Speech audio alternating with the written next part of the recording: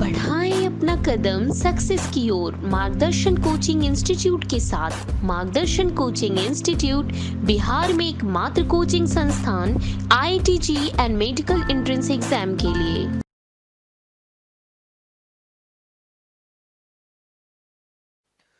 Good morning students. पिछले वाले class में हम लोग करंट पे काम करना शुरू किए थे और करंट के बेसिक थ्योरी पर थे। सही है ना? क्लियर? तो आज वाले क्लास में फिर से वही कि दैट इज मैं पिछले वाले क्लास में ऑलरेडी समझा रखा हूं, बता रखा हूं। ठीक है, पहला लेक्चर काफी हद तक ऊपर ऊपर का ओवरकम था। ठीक है, दूसरे लेक्चर से हम लोग ने डायरेक्टली करंट इंटेंसिटी और ड्रिफ्ट वेलोसिटी, शायद ड्रिफ्ट वेलोसिटी आप लोगों को शुरू करना है। ठीक, ये दोनों ही टॉपिक ऐसा है कि कोई भी एग्जामिनेशन कंडक्ट हो, एनीवन, ठीक, चाहे वो 12th बोर्ड का हो या फिर जेई मेन का हो या जेई एडवांस का हो, क्लियर, आपसे एक क्वेश्चन इन ज्यादातर कह दूं तो थ्योरेटिकल बेस, ठीक है, पूछा जाना तय है। क्लियर? इसलिए इस वाले टॉपिक को समझने का प्रयास करना। समझ वाली बात है, हड़बड़ाना नहीं है, समझने का प्रयास करना है। ठीक है, आसान है, टफ बिल्कुल नहीं है। स्टार्ट करो फिर से। That is current, electricity. आपका ये वाला पोर्शन शायद लेक्चर 3 चल रहा होगा, लेक्चर 3। ठीक, क्लियर ना? स्टार्ट करें। लिखेंगे पहला section, drift velocity. Drift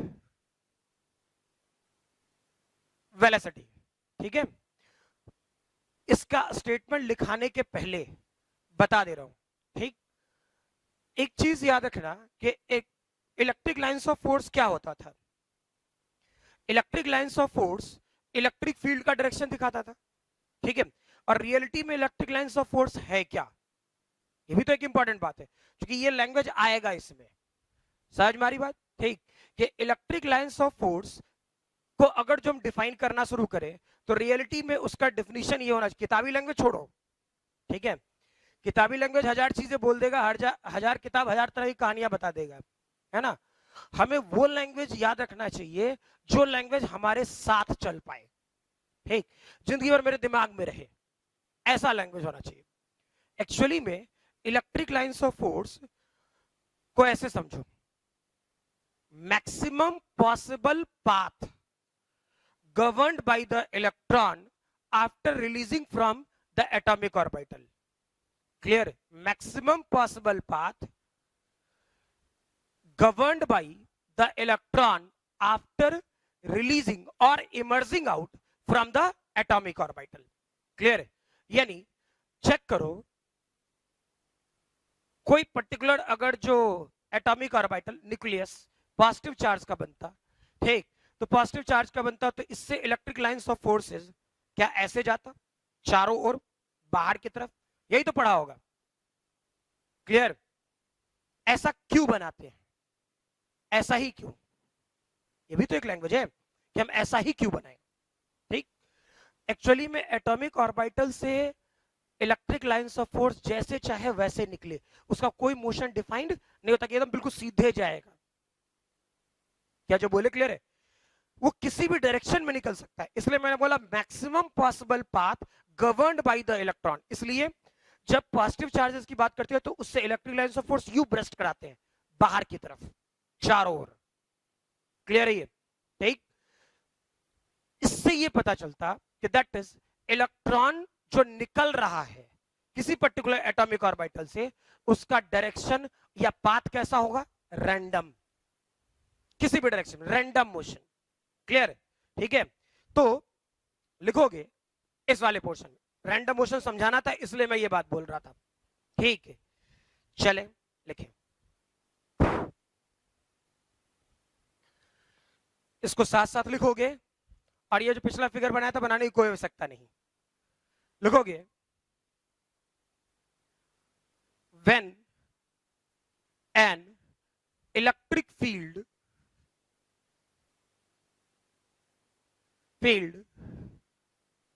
is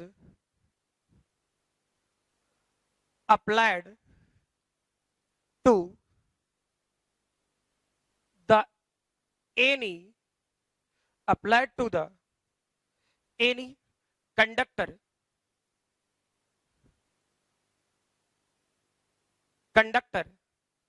a force acting on the electron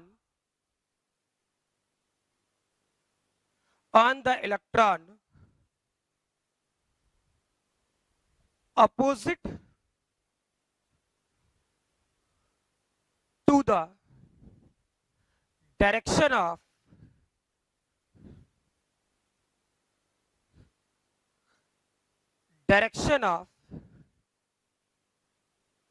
electric field. ठीक है, opposite to the direction of electric field the electron gets biased. The electron gets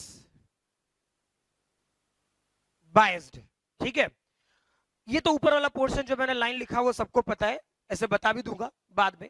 ठीक, लेकिन अभी और स्टेटमेंट बाकी है. इलेक्ट्रॉन गेट्स बायस्ड मैंने लिखा, इसका मीनिंग समझा रहा हूं, साथ साथ समझाता जा रहा हूं. ठीक है, ताकि टाइम कम से कम लगे. ठीक है, electron gets biased in the, ऐसे लिख सकते हो. अच्छा, पहले बाइसिंग का मतलब समझो, फिर लिखाता हूं. ठीक है क्या?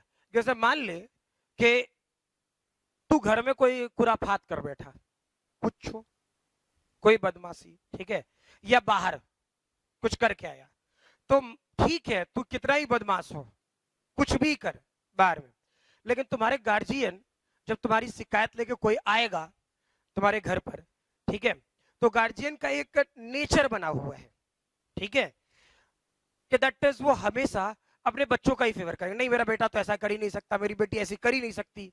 क्लियर? दिस इज कॉल्ड, एक आपके दिमाग में आपके गार्जियन का आपके प्रति एक मोनोपोली बना पड़ा है. भले वो घर में तुझे 10 गालियां दे दे, ठीक है, समझ में आ रहा, भले तुझे पीट दे, कूट दे, कुछ भी करे, क्लियर, लेकिन घर के अंदर. लेकिन जब बाहर का कोई बंदा आके बोलेगा कि नहीं देखिए ना आपका बेटा या बेटी ने ऐसा कुछ किया है या ये बदमाशी किया है मेरे साथ, ठीक, तो बोलेंगे, तुरंत जवाब आएगा, नहीं ऐसा हो ही नहीं सकता. क्लियर? यानी वे तुम्हें फेवर कर रहे हैं, ठीक है, फेवर कर रहे हैं, दैट इज कॉल्ड बाइसिंग. इस नेचर को, मतलब कि फेवर करने के नेचर को, ठीक है, इसे बोला जाएगा biasing.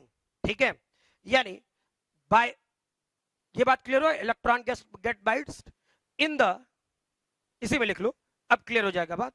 In the direction of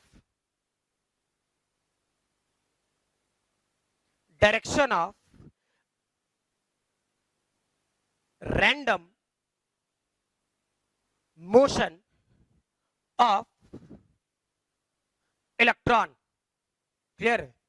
direction of random motion of electron.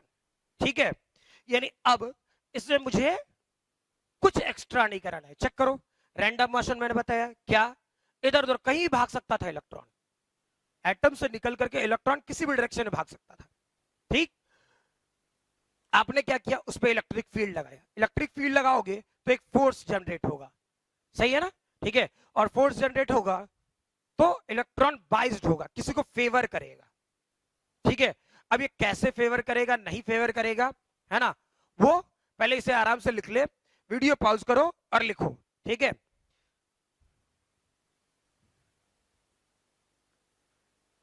चलो हो गया. देख भाई, अब इसका मीनिंग समझ कि बाइसिंग क्या था, नहीं था. था ऐसा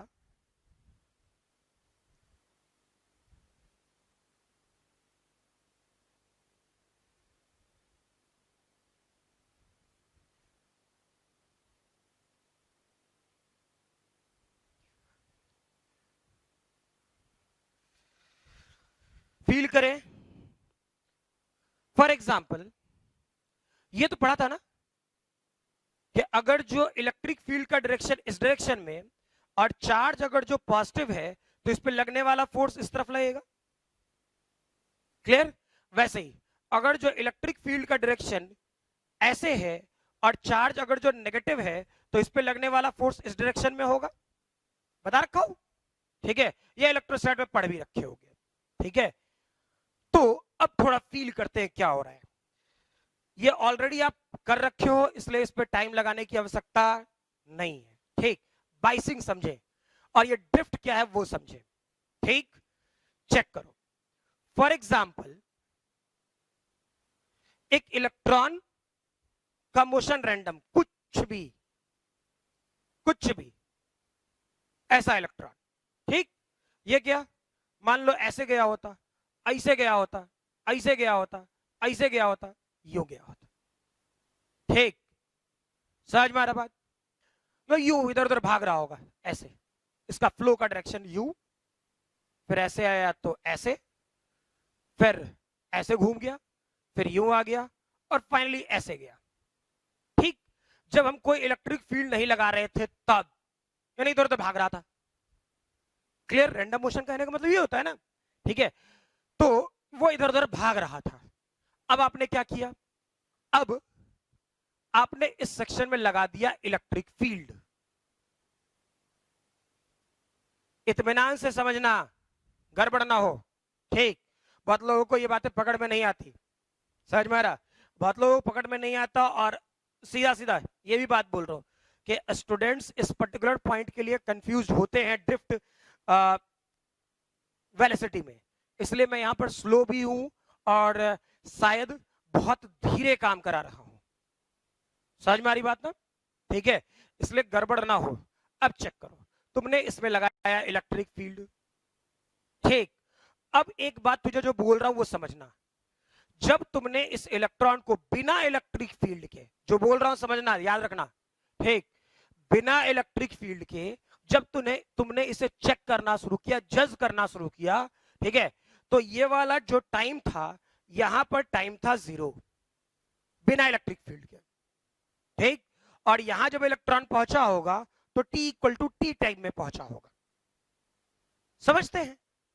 क्या दिक्कत है? क्लियर? तो अब सोचो, जब आपने इलेक्ट्रिक फील्ड लगाया होगा तो इलेक्ट्रॉन पे चार्ज कैसा, नेगेटिव या पॉजिटिव? नेगेटिव। जान रहे हैं इलेक्ट्रॉन पे चार्ज नेगेटिव, तो फोर्स किस तरफ? इस तरफ। फील करो, इलेक्ट्रिक फील्ड का डायरेक्शन इस तरफ, चार्ज कैसा? नेगेटिव। चार्ज नेगेटिव तो फोर्स किस तरफ? इस तरफ। हाँ ना? ठीक, फोर्स इस डायरेक्शन में। क्लियर? अब फोर्स इस डायरेक्शन में यानी एक्सेलरेशन इस डायरेक्शन में, ठीक? और वेलोसिटी इस डायरेक्शन में। क्लियर? तो क्या जब इलेक्ट्रिक फील्ड लगाएंगे तो इधर का वेलोसिटी धीरे धीरे कम होगा, यानी सिस्टम रिटार्ड करेगा। यानी मीनिंग जो इलेक्ट्रॉन यहां से यहां तक पहुंचा था, वो जो डॉटेड लाइन बना रहा हूं उससे सोचना, वो थोड़ा पीछे ही रह जाएगा यहां, और जो यहां पहुंचता तो यहां पहुंचता। अब चेक करो, ये फिर ऐसे जाता, ठीक? ये फिर कुछ ऐसे जाता, ये फिर कुछ ऐसे आता, ये फिर फर्दर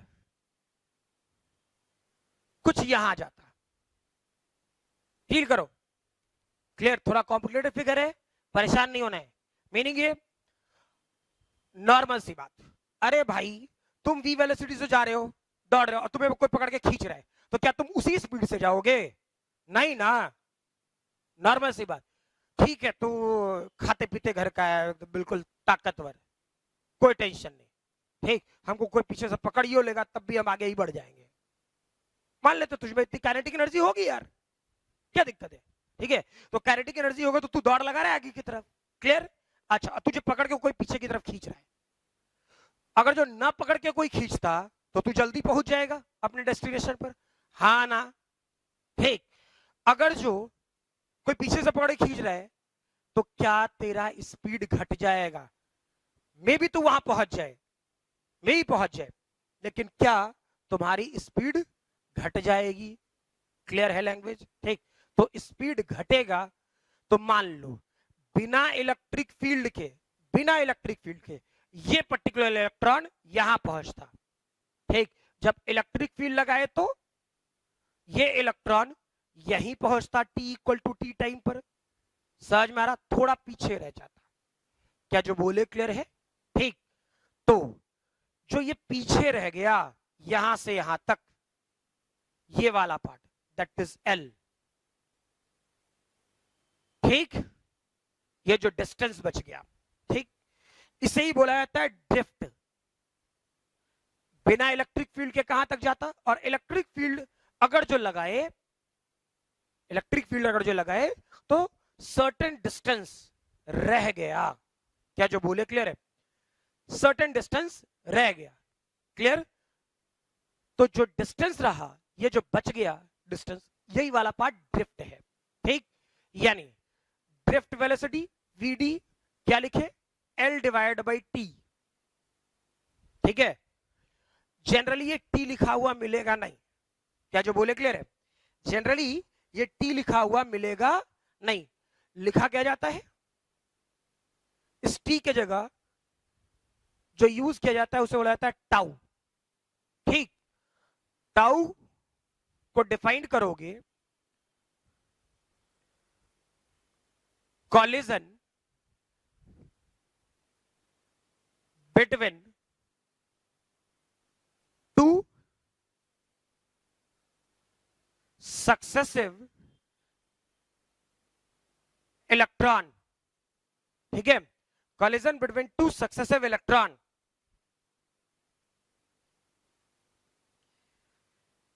समझ में आ रही बात? ठीक है, तो फील करो, ड्रिफ्ट वेलोसिटी ये होता। ठीक, अब नॉर्मल सी लॉजिक सोचो ना, standard data S equal to u t plus half a t square. ठीक, S कितना आया, L, इनिशियल वेलोसिटी क्या, 0। ठीक, हाफ, एक्सेलरेशन क्या है मेरे भाई,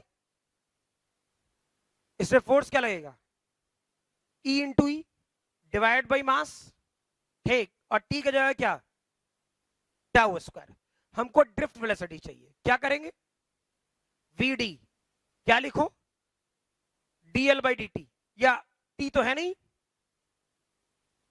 अब टाउ लिखा जाता, लिखो टाउ का करे, लेकिन है टाइम में, अलग से कुछ सोचने की जरूरत नहीं है। टाउ कह रहा हूं, या तो यार कॉलिजन लिख दो, collision between two successive electron, तो time, actually time of collision, language भी लेंगे, समझ में आ रहा है, time of collision between two successive electron. ठीक है, ये तो मीनिंग, इसे क्या लिखता, चेक करो, half e into e divide by m, और इसका डिफरेंशिएशन 2 टाउ, मर गया, ये डेटा क्या, e into e tau divide by m. Clear है ये? ठीक, ड्रिफ्ट वेलोसिटी का स्टैंडर्ड फार्मूला यही होगा। क्या जो बोले क्लियर है? ठीक है, इस वाले पार्ट को इत्मीनान से लिखें, वीडियो पॉज करें और लिखें पहले।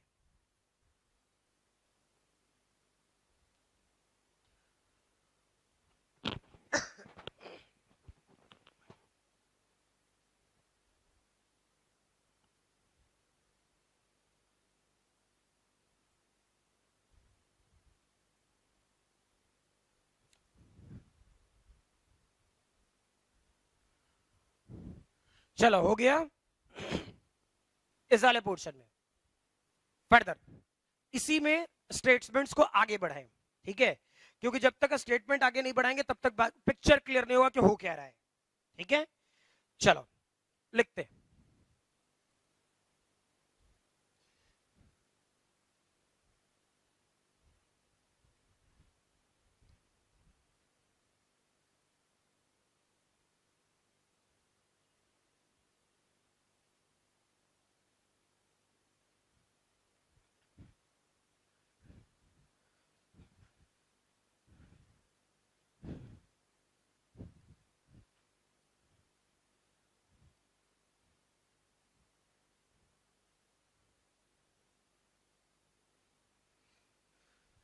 लिखोगे, now consider a cylindrical conductor, now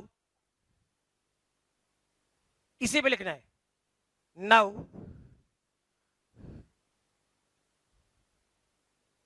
consider a cylindrical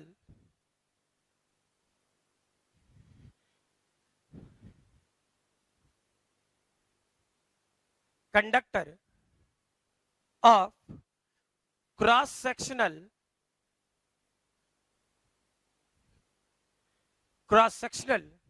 area A placed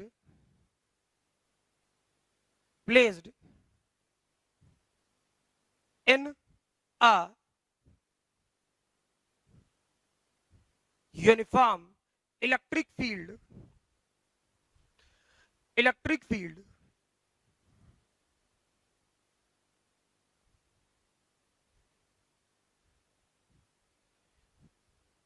field E. Now take a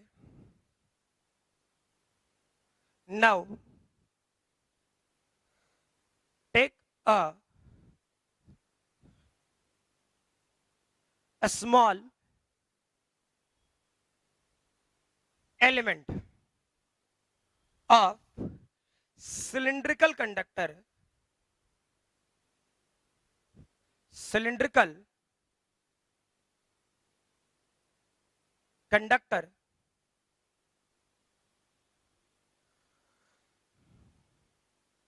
of length dx, then its volume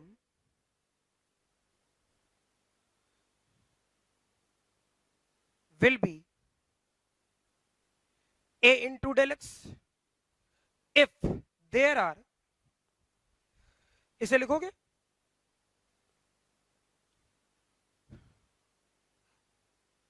पहले। अब इस वाले पोर्शन में क्या लिखते हैं फर्दर, चलो इसी में लिखता हूं आगे।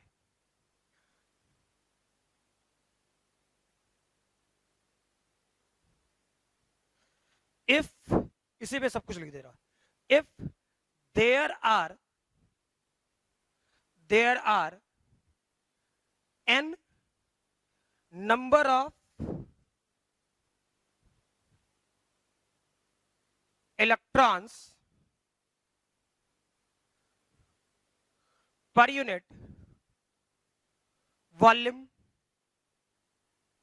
then अब चेक करो फिगर में क्या था, हम लोग स्टेटमेंट और रियलिटी में जो ड्रिफ्ट वेलोसिटी का स्टेटमेंट आएगा वो तो मैथमेटिकली था, मैथ्स था, जो इलेक्ट्रोस्टैट का डायरेक्टली यूज करके या फोर्स वाले कंडीशन का यूज करके जो काम कर रहे थे वो था। ठीक, रियलिटी में जो काम करना है उस पे ना सोचें।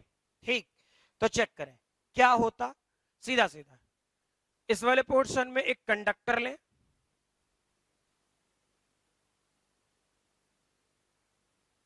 कुछ इस टाइप का,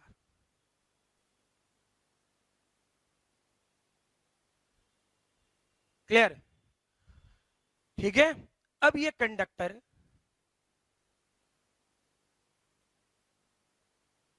का कुछ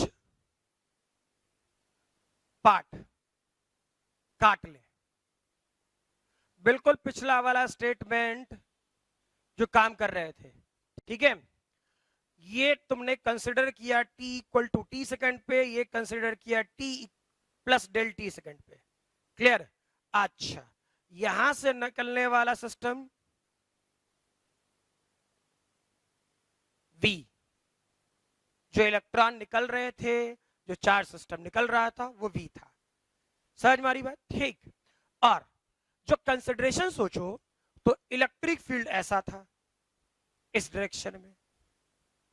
ठीक है, अब मीनिंग कॉन्सेप्चुअल रहना चाहते हो तो ठीक, तुम यहां पर इसकी वेलोसिटी इतना दो कि कुछ हो चाहे ना हो, जितना जगह तुमने कंसिडर किया, यानी समझो ये पर्टिकुलर एरिया, मैं जानबूझ करके थोड़ा पतला बना रहा हूं, इसे दिखना चाहिए।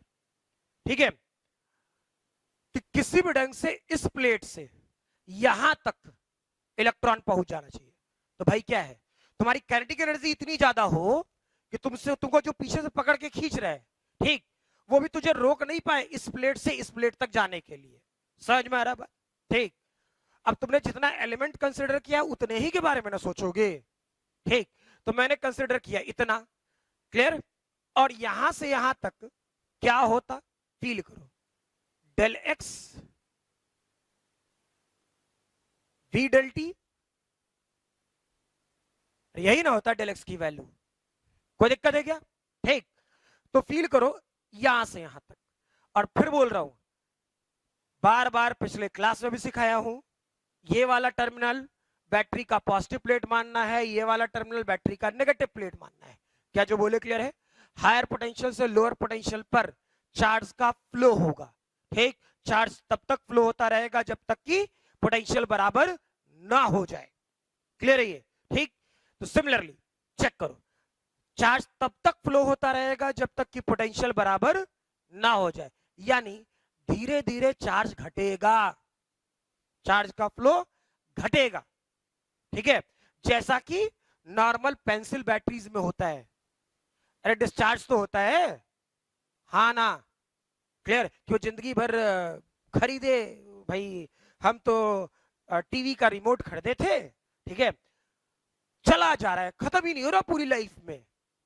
ऐसा थोड़ा होता है यार, 1 साल चलेगा, 6 महीना चलेगा, कभी भी चलेगा, खत्म तो होगा ना। ठीक है, टॉर्च क्या कहते हैं, घर में टॉर्च वॉर्च उस पर बैटरी लगाते हैं, ठीक, तो भाई वो जिंदगी भर चला जा रहा है। अब ये मत बोलना सर चार्जेबल बैटरी रखे हैं, ठीक है, तो वो उसका, मैं बैटरी बोल रहा हूं, chemical battery, dry cells. Clear? ठीक है, तो कभी ना कभी तो खत्म होगा। क्लियर है ये? तो कब खत्म होगा? जब हायर पोटेंशियल से लोअर पोटेंशियल की तरफ चार्ज जाना बंद हो जाएगा। और ये कब बंद होगा? ये तब बंद होगा जब पोटेंशियल बराबर हो जाएगा। क्या जो बोले क्लियर है? नॉर्मल सी लॉजिक, सही है ना? क्लियर? तो आगे बढ़े अब। तो चेक करो कि तुम इतना काइनेटिक एनर्जी दो कि यहां से यहां पहुंच जाए। ठीक, तो फील करें अब जो लिख रहा हूं सीधा। टोटल, बहुत बार बार यूज कर रहा हूं ये, total volume of shaded area क्या होता? A into del x. ठीक, और डेल एक्स की वैल्यू क्या है? V del t. ठीक है, अब सोचो, टोटल नंबर ऑफ इलेक्ट्रॉन्स क्या करें? टोटल नंबर ऑफ इलेक्ट्रॉन्स क्या करता है यार? चेक करो, n number of electrons per unit volume. मैंने बोला है n number of electrons per unit volume, तो क्या हो जाता? चेक करो मेरे भाई, क्या मैं इसे NaV डेल टी लिखूं? हाँ ना? बहुत बार हो चुका, आप कितनी बार बताता रहूं? ठीक है, कि that is number of electrons, एक यूनिट में n, तो इतना यूनिट में, यानी इतना यूनिट में कितना, तो n से मल्टीप्लाई कर दे, नॉर्मल सी बात। ठीक, चलो वीडियो पॉज करो, फटाफट लिखो इसे जल्दी जल्दी, थोड़ी और है।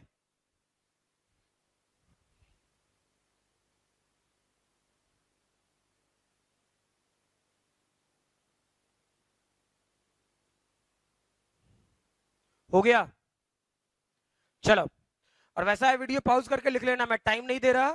ठीक, लेकिन जब बोलूं वीडियो पॉज करने का मतलब ये कि सर्टेन बोर्ड पे कुछ काम लिखा पड़ा है, ठीक है, जिसे आपको कॉपी और पेन पे लिख लेना है। मतलब पेन पे नहीं लिखना है, कॉपी पे लिखना है, पेन से लिखना है। क्लियर ना? ठीक है, चले बढ़े आगे। तो चेक करो, टोटल चार्ज क्या हो जाता? फर्दर फील करें,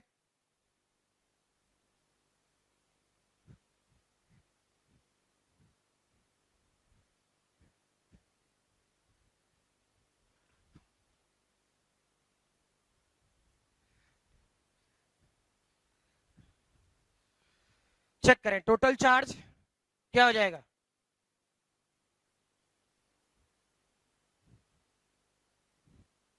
सीधा सीधा, एक यूनिट का चार्ज कितना? इलेक्ट्रॉन के चार्ज के बराबर, तो इतना यूनिट है नंबर ऑफ इलेक्ट्रॉन है, तो क्या हो जाएगा? NaV डेल टी इंटू ई। ठीक, तो करंट की वैल्यू क्या होता मेरे भाई, फील करो, करंट की वैल्यू क्या, करंट की वैल्यू बताए थे del q divide by del t. अब टोटल चार्ज जो है वो लिख दे, यानी N A v del t into e divide by del t ने डेल टी को मार दिया, यानी ये डेटा क्या हो गया, एन ए वी ई होता करंट की वैल्यू। और ऑलरेडी ये बता रखे हैं आप लोग को, ठीक है, बात घूम फिर करके वही आ रही है, स्टेटमेंट बिल्कुल वही बन रहा है जो पहले पढ़ रखे थे। चेक करना, तो करंट डेंसिटी वाले पोर्शन में भी ऐसा ही कुछ करा रखे थे, ठीक, पिछले करंट डेंसिटी के पहले वाले स्टेटमेंट में ऐसा ही कुछ करा रखे थे, ठीक, लेकिन वहां पे क्या बोलते थे, Q charge Q charge Q charge. अब लोगों ने क्या सिखाया है, इलेक्ट्रॉन इलेक्ट्रॉन, रख इलेक्ट्रॉन यार, कौन सी बड़ी बात है, क्लियर। चेक करो करंट डेंसिटी क्या, अच्छा बेटर है ड्रिफ्ट वेलोसिटी के लिए इसे क्या रखो, एन ए वीडी लिख दो इसे, वीडी यहां क्या दिखा रहे, drift velocity, drift velocity, clear, ठीक है, लिख ले इसे। अब चेक करो, अगर यहां पे करंट डेंसिटी निकालना होता तो J equal to I divide by area, J equal to I divide by area, तो बचता क्या, N drift velocity into E। कोई दिक्कत है, लिखे इसे थोड़ा जल्दी।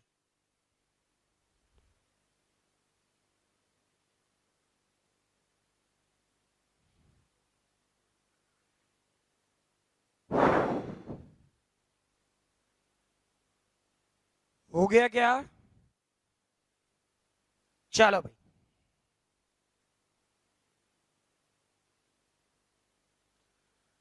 इधर बिठा रहा हूं,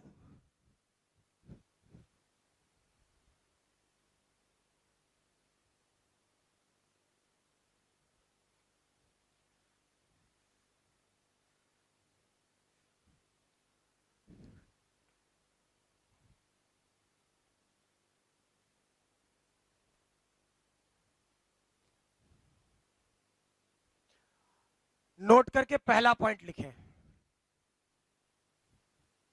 ठीक, और ये भी बोल दे रहा हूं मैं, ये जो कुछ भी लिखा रहा हूं या मैं जो कुछ भी तोड़ मरोड़ रहा हूं, ठीक है, मैं जो कुछ भी तोड़ मरोड़ रहा हूं उस चीज का सभी लोग अच्छे से ध्यान रखेंगे, ठीक है, कि दैट इज मे बी आपसे क्वेश्चन किसी भी लैंग्वेज में कोरिलेट करके पूछ सकता है, समझ में आ रही बात, ठीक है, इसलिए गड़बड़ नहीं करना है, स्टेटमेंट तोड़ तोड़ करके पहले पढ़ लेना कि अच्छा ऐसा ऐसा होता है, क्लियर ना।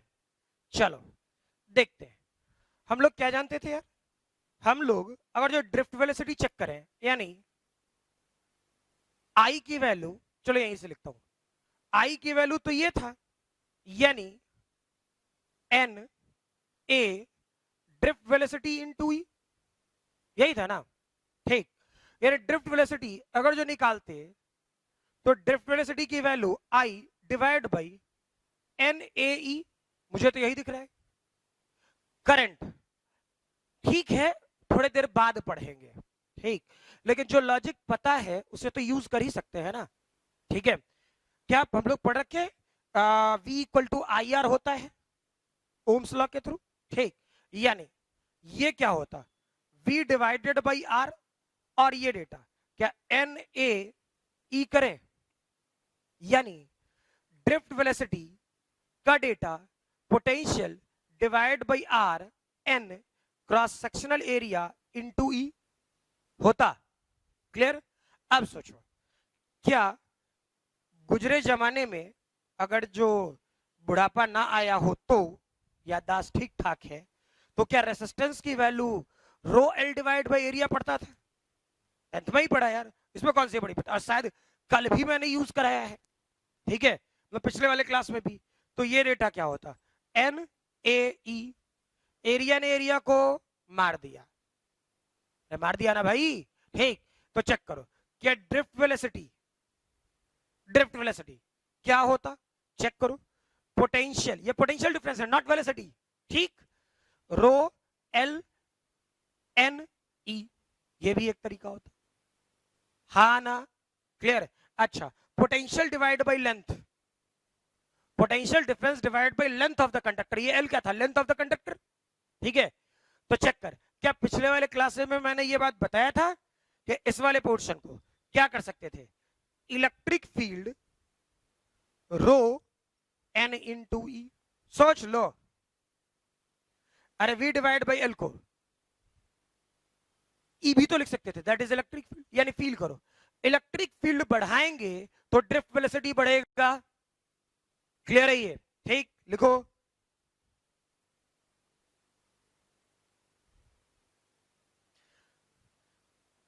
बेटा इसे इधर तो लिख लेना चाहिए अब तक आप लोग को। चेक करें क्या लिख सकते थे,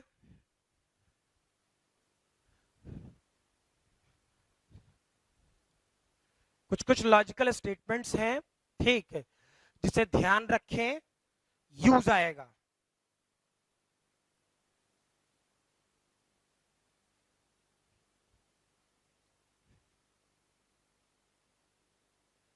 चेक करो क्या था इस वाले पोर्शन में, क्या दिख रहा, drift velocity directly proportional to electric field, that is if electric field increases, drift velocity also increases, हाँ ना, ठीक। क्या ये एक टाइप का थ्योरेटिकल क्वेश्चन बन सकता है, सोच लो, ठीक है।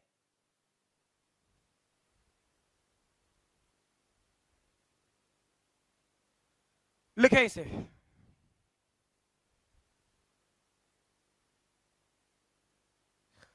हो गया। चलो नोट कर, मैं दूसरा पॉइंट लिखो, ड्रिफ्ट वेलोसिटी, ये सब फार्मूला है जो याद रखना है, drift velocity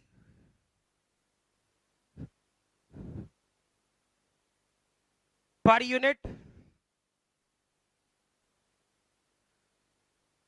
electric field, drift velocity per unit electric field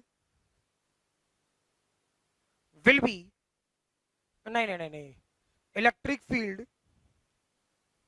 is termed as, मैं कुछ और सोचने लगा था, बाद में न्यूमेरिकल के साथ कराऊंगा, is termed as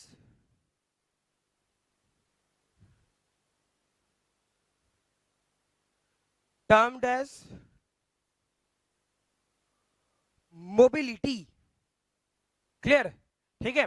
और मोबिलिटी से ज्यादातर क्वेश्चन इसे दिखाया जाता है म्यू से, नॉट कोफिशिएंट ऑफ फ्रिक्शन, पढ़े हैं, ठीक है, हम लोगों ने भी पढ़ाया है और यूज में आता है, लेकिन अब जो है सो है, लिखने का जो तरीका किसी ने बना के चला गया, ठीक, और वो यूज करना है तो करते हैं हम लोग यार, है ना। तो इसके लिए कोई हवा मचाने की आवश्यकता नहीं है, ठीक है। मोबिलिटी का यूज या मैक्सिमम क्वेश्चन जो यूज करेंगे वो यूज करेंगे सेमीकंडक्टर में, समझ में आई बात ना, ठीक है। यानी म्यू की वैल्यू क्या बोला, drift velocity per unit electric field, वहां पे और अच्छे से काम करेंगे, drift velocity per unit electric field, लिख लो यार, ठीक है।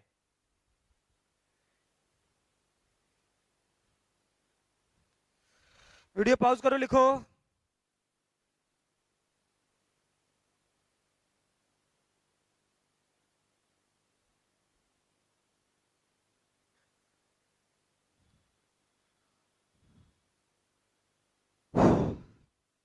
हो गया,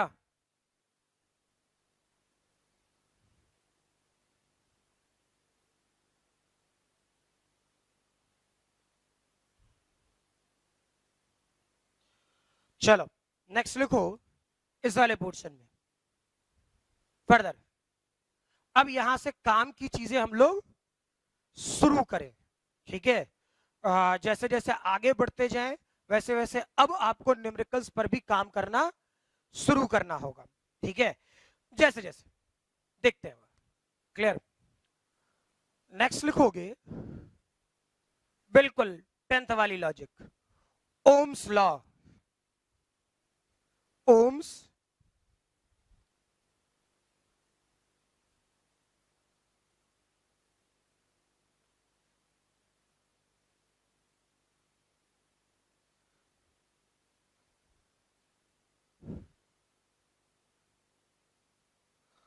Ohm's law,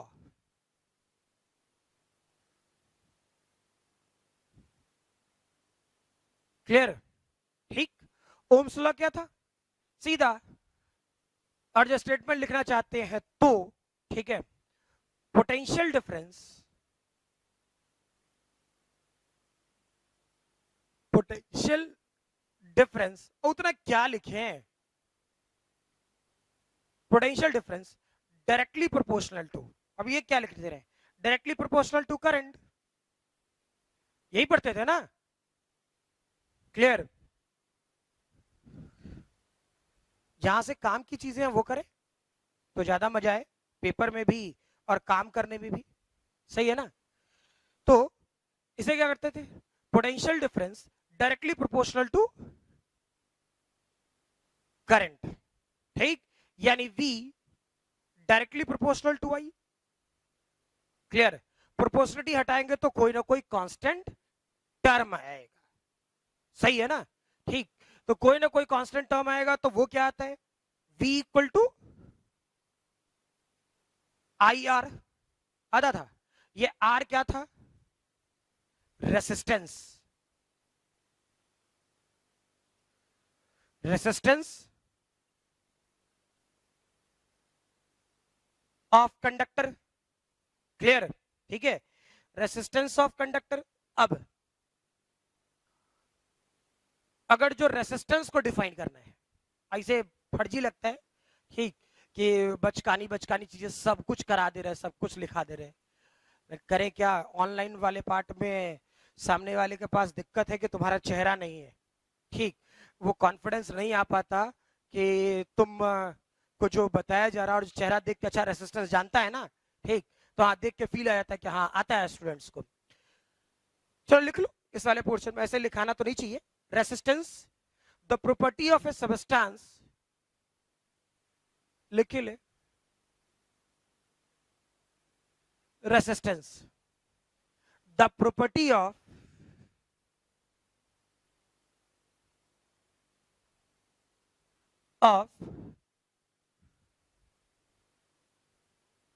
substance to oppose the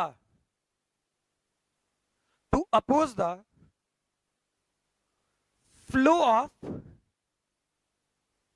current is called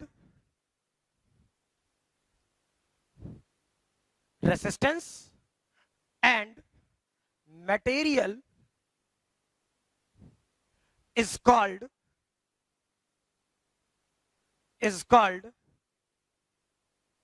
resistor, material is called resistor, clear? ठीक है, लिखें इसे,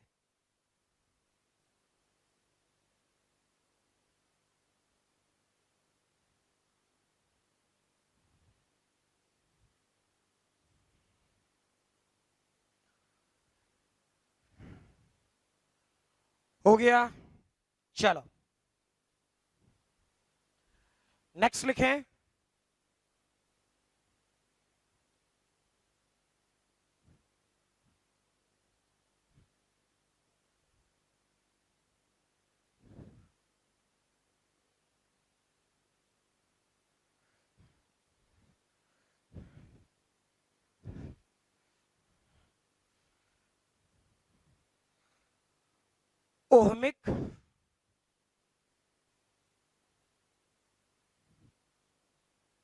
ओहमिक एंड नॉन ओहमिक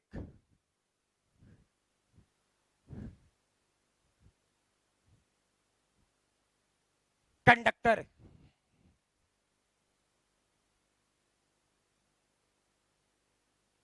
ठीक है, लिखोगे the material,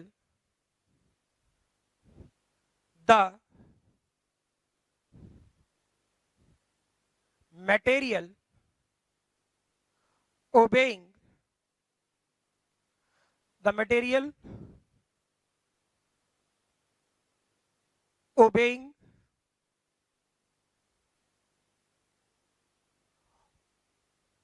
Ohm's law is called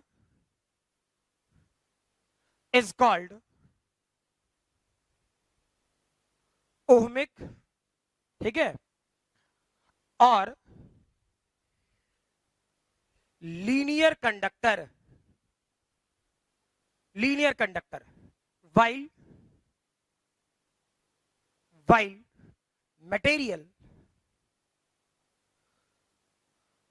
material does not obey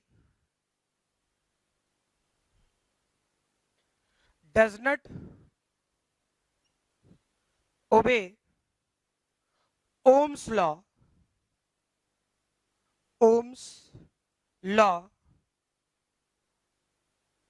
called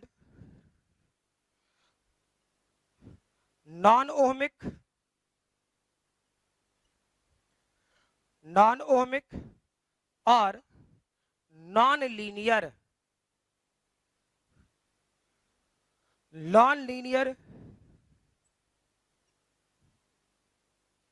conductor, ठीक है। तो चेक करें क्या था, इसमें रेसिस्टेंस वाला पोर्शन है, मुझे ज्यादा कुछ बताने की जरूरत नहीं पड़नी चाहिए थी, ठीक है। फ्लो ऑफ चार्ज ऑलरेडी बता रखे थे, अपोज करने वाला नेचर, ठीक। तो करंट का फ्लो अगर जो अपोज हो, यानी किसको अपोज करोगे, करंट क्या था, रेट फ्लो ऑफ चार्ज, अरे करंट क्या था, रेट फ्लो ऑफ चार्ज, ठीक। अच्छा, तो फ्लो ऑफ चार्ज को अगर जो हिंडर्ड कर दे, फिर बोल रहा हूं हिंडर्ड कर दे, ठीक, रोकना नहीं है, क्या बोला, oppose the flow of charge, oppose करे। स्टॉप और अपोज में डिफरेंस है, स्टॉप कहने का मतलब रोक दे सीधे, क्लियर है ये। अपोज करने का मतलब उसका स्पीड स्लो डाउन कर दे, फ्लो है तो मीनिंग क्या, उसका फ्लो कम कर दे, ठीक। तो फ्लो का सेंस क्या होता है, वेलोसिटी, कॉमन मैकेनिक्स से जो कॉन्सेप्ट डेवलप होता है वो क्या होता है, फ्लो का मतलब वेलोसिटी, ठीक, क्लियर। अब उसके फ्लो को धीमा कर दे, तो फ्लो को धीमा कैसे करेंगे, उसको रिस्ट्रिक्ट करें, उसको कोई अपोज करे, पीछे की तरफ से कोई फोर्स से खींचे, क्लियर, ठीक। तो रेसिस्टेंस वाला पार्ट। अब इस वाले पोर्शन में आते हैं, ठीक है। इसमें ज्यादा कुछ नहीं करना था, समझो। नॉर्मली जो ओम्स लॉ को फुलफिल करे वो ओहमिक, जो ओम्स लॉ को फुलफिल ना करे वो नॉन ओहमिक, क्लियर ना, ठीक। यानी चेक करते हैं क्या होता भाई, फील करें।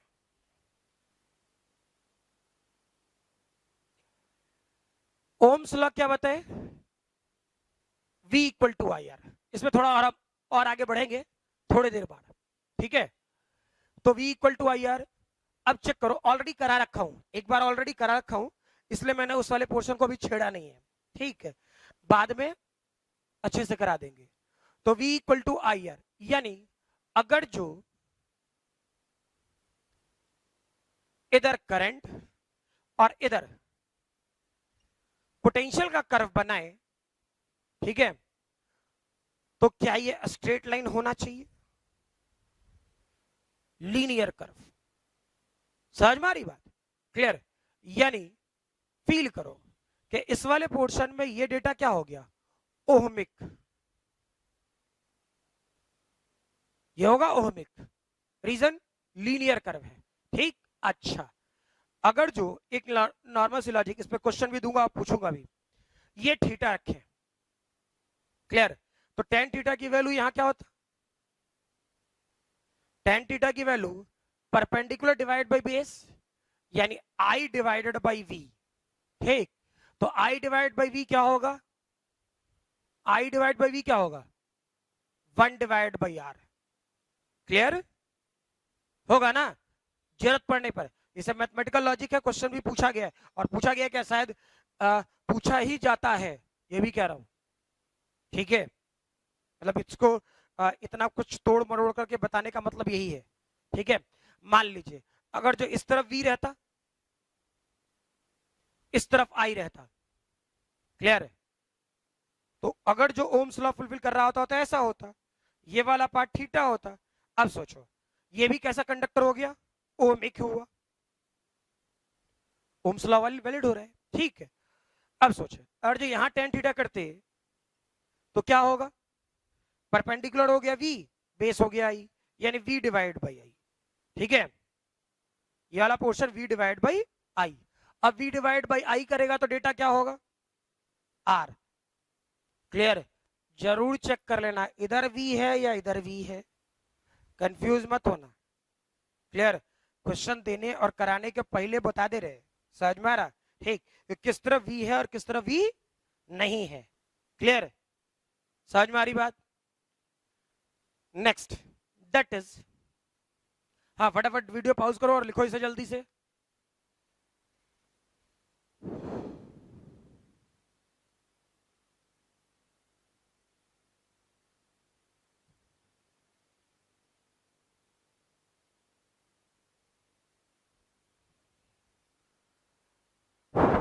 हो गया, चलो अब चेक करो क्या कर रहे होते।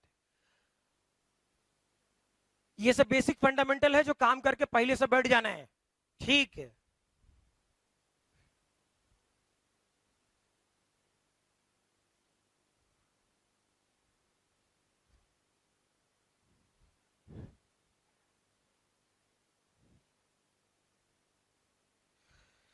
नेक्स्ट लिखें, that is non ohmic. Non ohmic क्या, करंट और वोल्टेज का कोई भी कर्व हो, बस स्ट्रेट लाइन ना हो, क्या जो बोले क्लियर है, कोई भी कर्व हो बस स्ट्रेट लाइन ना हो, ठीक, यानी कौन सा, कुछ हो ऐसा, मर्जी अपनी, ठीक। और इस टाइप का कर्व कहां मिलेगा आपको, सेमीकंडक्टर में, ठीक है, जहां पर वोल्टेज और करंट के बीच का ग्राफ लीनियर नहीं होगा, ठीक है। ये जब बताएंगे सेमीकंडक्टर तब देखेंगे यार, है ना। तो ये सेक्शन क्या हो गया हम लोग का, नॉन ओहमिक, ठीक है। चलो इसे लिख ले, अब थोड़ा काम पे आते हैं, ठीक था क्या, सोचते हैं। ओम्स लॉ में ऑलरेडी लिखा चुके हैं, ओम्स लॉ क्या था, V equal to I R था, ये वाला पोर्शन ऑलरेडी करा भी रखे हैं, और कभी कभी बोर्ड में इसका प्रूफ भी पूछता है 3 नंबर वाले में, इसलिए करा दे रहा हूं। ये कंडक्टर है, इसका length L, cross section area A, सही है ना। अच्छा अब चेक करो रेसिस्टेंस की वैल्यू क्या होता, R equal to rho L divide by area, ये तो बता रखे हैं, ठीक, यानी V I, और इसे क्या लिखता, रो L divide by area, already करा रखे हैं पिछले वाले क्लास में, ठीक। लेकिन ओम्स लॉ को कभी कभी डिफाइन करने को बोलेगा इलेक्ट्रिक फील्ड एंड कंडक्टिविटी में, ठीक है। वह इलेक्ट्रिक फील्ड और कंडक्टिविटी के हेल्प से बोर्ड के एग्जाम में पूछता है कि दैट इज उसे डिफाइन करें, समझ में आ रहा बात, ठीक। तो अगर जो उस वाले पोर्शन को हम लोग को डिफाइन करना है या काम करना है तो वैसा सोच के चले ना, क्लियर, ठीक है। चलो देखते हैं क्या था इस वाले पोर्शन में फर्दर,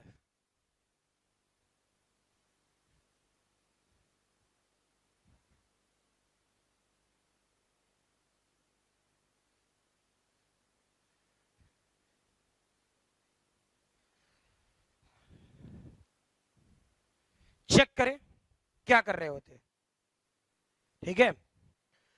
इस वाले पोर्शन में V I rho divide by L divide by area, क्या इसे इलेक्ट्रिक फील्ड बताए थे, क्या इसे करंट डेंसिटी बताए थे, और ये रो है बता रखे थे।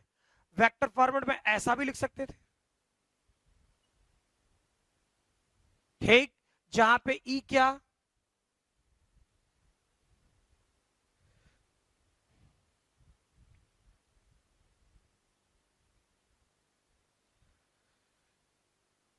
Electric field. ठीक, अच्छा, जे क्या, करंट डेंसिटी। ठीक, और रो क्या, रेसिस्टिविटी। क्लियर। इसी पार्ट को फर्दर आगे बढ़ाते, ई डिवाइड बाई रो क्या लिख सकता था, जे, और इसे क्या, वन डिवाइड बाई रो के लिए क्या लिख सकता था, सिग्मा, सिग्मा इंटू ई, जे। यहां जे क्या है,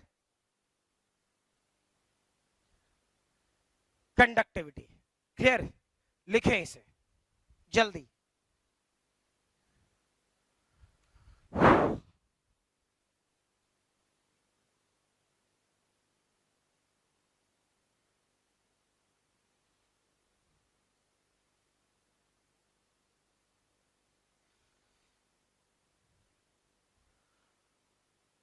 हो गया,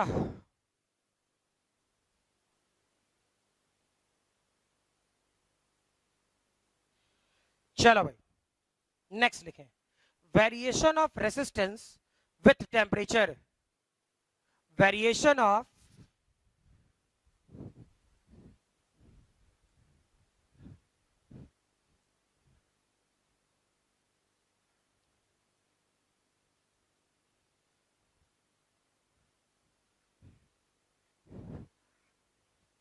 variation of resistance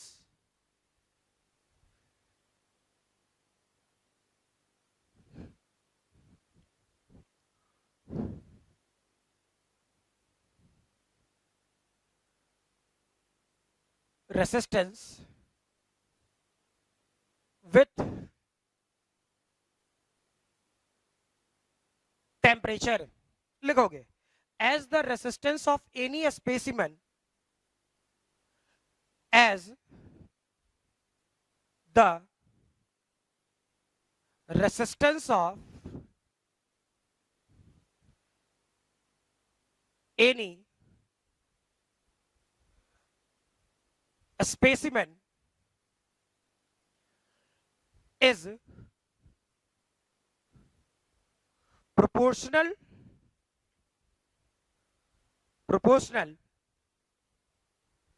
to its resistivity, then resistivity directly then छोड़ो, which varies with, सीधा, which varies with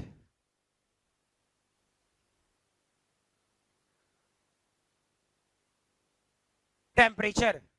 ठीक है, which varies with temperature, यानी क्या लिखता, रेसिस्टेंस किसी टेम्परेचर टी पर, रेसिस्टेंस किसी टेम्परेचर टी पर, ये क्या था, R naught 1 plus alpha t, ये बताए भी हो गए थर्मल एक्सपेंशन में। ठीक है, ये टर्म बताए होंगे,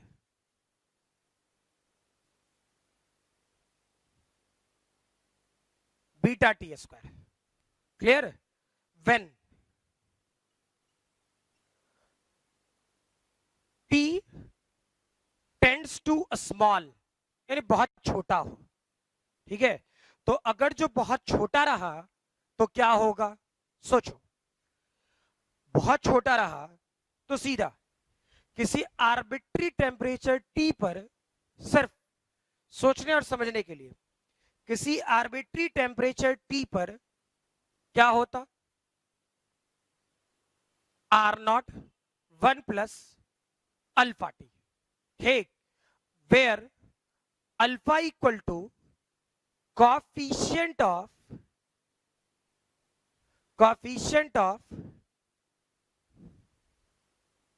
थर्मल रेसिस्टिविटी, ज्यादा सही है, ये लिखो, थर्मल